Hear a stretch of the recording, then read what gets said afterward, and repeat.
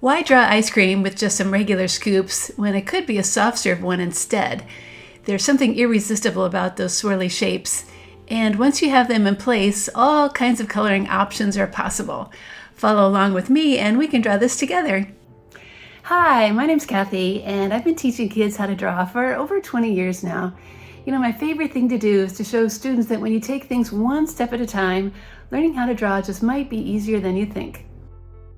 The only supplies you need for this project are a sheet of drawing paper, a pencil, black marker, and a few crayons. For a link to a free step-by-step tutorial, check out the description below. Before we begin, I'd like to remind students that working with center pencil guidelines on your paper can really help you out. They're also on all my tutorials, and they will help you see how to use your entire sheet of paper. To begin, let's take a moment to plan that top band on the cone. It's going to be this wide and this tall. After you have your dots in place, then slowly connect the top ones with a curve. Draw the sides and connect the bottom ones with a curve as well. We can also take a moment to plan the bottom of the cone by making some dots first, then slowly drawing the sides and connect them at the bottom with a slight curve too. Now our cone needs some details added to it. Draw a pair of curved lines on that top cone band, like I'm doing here.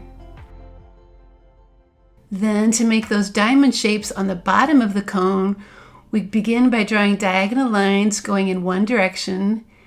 Try to space them evenly out with a slight curve, which will make the cone look round and not flat.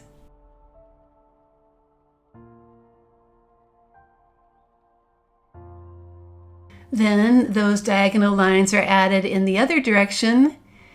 They should also have a slight curve and be evenly spaced as well. Okay, this ice cream shape may look complicated at first, but it's really just three shapes that are divided into different colors. The first shape is at the bottom and looks like this and has a kind of pointy top on the right side. The top point of the middle section goes here.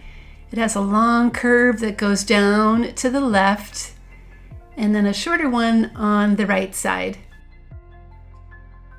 Make a mark for the point of the top section, then use it to draw a big curve down to connect to that middle shape and a shorter one that goes up and down on the right side. Now come some easier steps, which are splitting up these sections with some swirly lines. Let's begin on the top with one like this. Then add this other line inside that shape as well. The middle section gets a curvy line added here.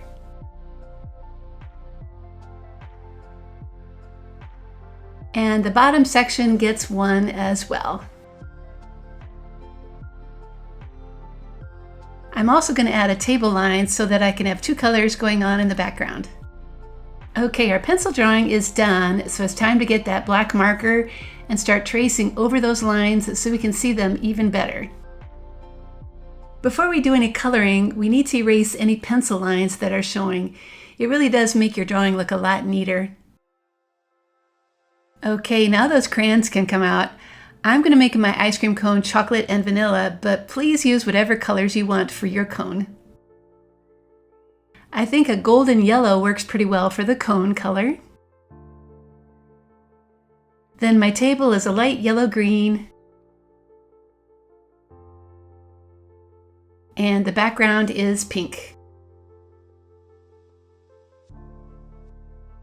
So that's how you can draw ice cream in a way that has fun, swirly shapes to color. I hope you found it easier to draw than you thought.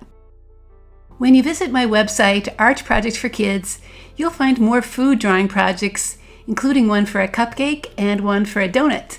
Over the years, I'm happy to say my website has helped millions of kids learn how to draw. I really hope you enjoyed this lesson, and if you do watch this on YouTube, please remember to like and subscribe to my channel so you can get notified whenever I post a new video.